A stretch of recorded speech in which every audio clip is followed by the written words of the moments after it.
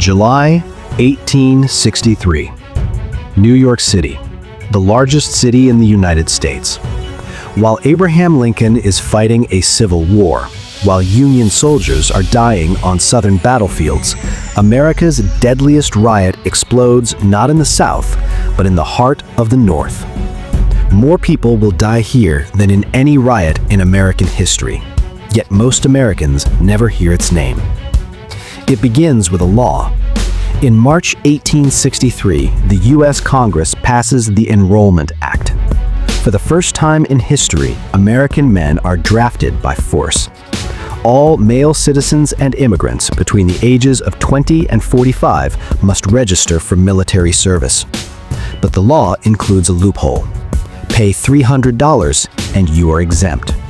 In 1863, that amount equals more than a year's wages for a working-class laborer.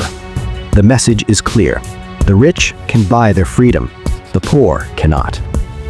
New York City feels the pressure immediately. The city is packed with Irish immigrants. Many are poor. Many work dangerous, low-paying jobs. They already fear losing work. Just months earlier, President Lincoln issues the Emancipation Proclamation. Slavery is ending. Rumors spread fast. Former enslaved people will come north. They will compete for jobs. They will work for lower wages. Newspapers inflame these fears. Politicians exploit them. The draft becomes the final spark. On July 13, 1863, draft offices open on 3rd Avenue. Crowds gather early, angry, suspicious. By late morning, violence erupts. A draft office is stormed. Windows are smashed. Furniture is destroyed. Enrollment records are burned. Police try to intervene. They are overwhelmed.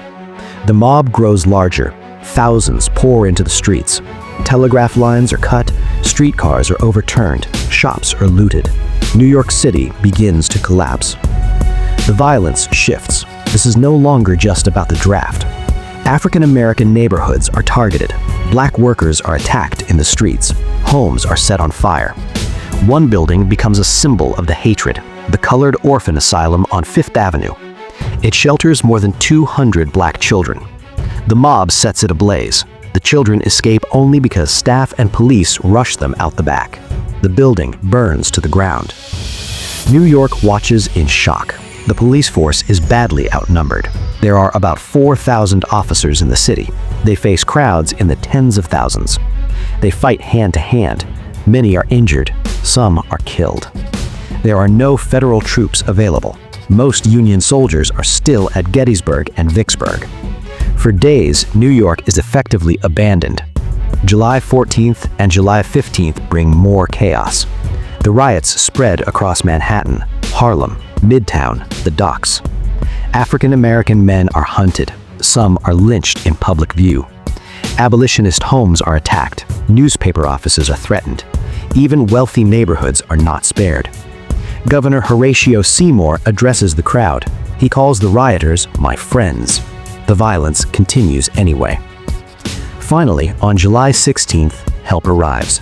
Union troops march into the city straight from the battlefields of Gettysburg. They bring artillery. Cannons are positioned on street cities. Soldiers fire into crowds. Barricades are crushed. After 4 days, the riots end. The official death toll lists 119 dead. Historians believe the real number is much higher, possibly more than 200. Thousands are injured. Entire blocks are destroyed. Property damage exceeds $1.5 million, tens of millions today. It remains the deadliest riot in American history. The draft continues, quietly, under armed guard. The deeper damage cannot be undone. The riots expose raw truths: class resentment, racial hatred, economic inequality. New York moves on. The nation moves on. The bloodiest riot in U.S. history fades into the background. No national memorial, no annual remembrance, just a warning buried in history.